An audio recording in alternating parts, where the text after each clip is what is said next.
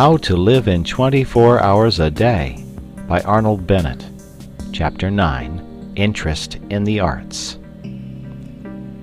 Many people pursue a regular and uninterrupted course of idleness in the evenings because they think that there is no alternative to idleness but the study of literature, and they do not happen to have a taste for literature.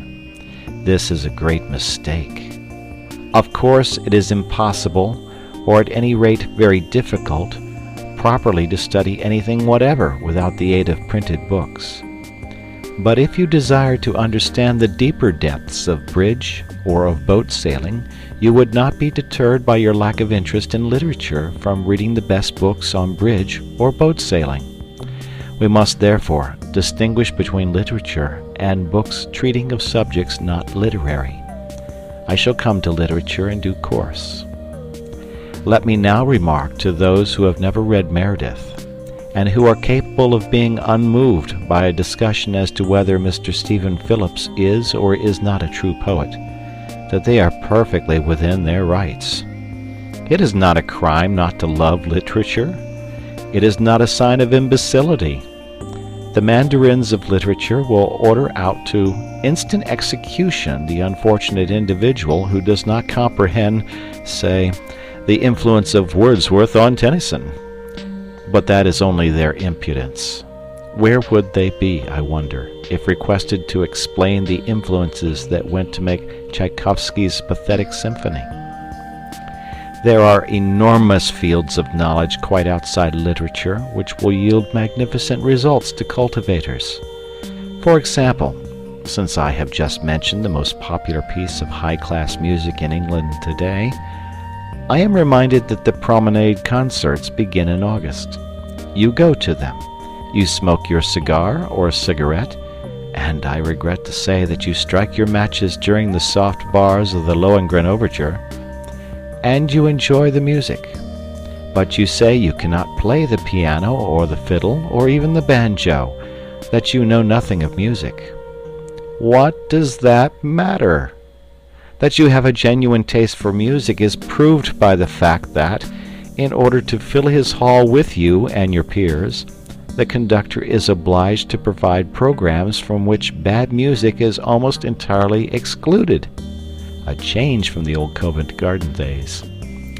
Now surely your inability to perform the Maiden's Prayer on a piano need not prevent you from making yourself familiar with the construction of the orchestra, to which you listen a couple of nights a week during a couple of months. As things are, you probably think of the orchestra as a heterogeneous mass of instruments producing a confused, agreeable mass of sound. You do not listen for details because you have never trained your ears to listen to details. If you were asked to name the instruments which play the great theme at the beginning of the C minor symphony, you could not name them for your life's sake.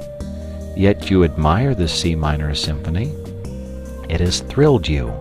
It will thrill you again. You have even talked about it in an expansive mood to that lady, you know whom I mean.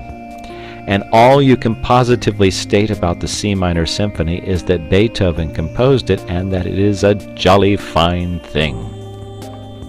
Now, if you have read, say, Mr. Krehbiel's How to Listen to Music, which can be got at any bookseller's for less than the price of a stall at the Alhambra, and which contains photographs of all the orchestral instruments and plans of the arrangement of orchestras, you would next go to a promenade concert with an astonishing intensification of interest in it. Instead of a confused mass, the orchestra would appear to you as what it is, a marvelously balanced organism whose various groups of members each have a different and an indispensable function. You would spy out the instruments and listen for their respective sounds. You would know the gulf that separates a French horn from an English horn, and you would perceive why a player of the hautboy gets higher wages than a fiddler, though the fiddle is the more difficult instrument. You would live at a promenade concert, whereas previously you had merely existed there in a state of beatific coma, like a baby gazing at a bright object. the foundations of a genuine, systematic knowledge of music might be laid. You might specialize your inquiries either on a particular form of music, such as the symphony, or on the works of a particular composer. At the end of a year of 48 weeks of 3 brief evenings each, combined with the study of programs and attendances at concerts chosen out of your increasing knowledge, you would really know something about music, even though you were as far off as ever from jangling the Maiden's Prayer on the piano.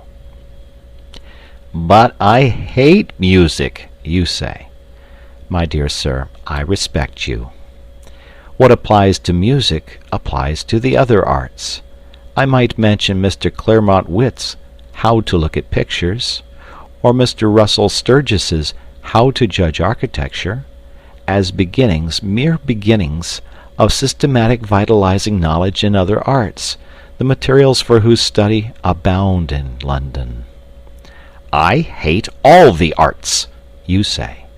My dear sir, I respect you more and more. I will deal with your case next, before coming to literature. End of chapter.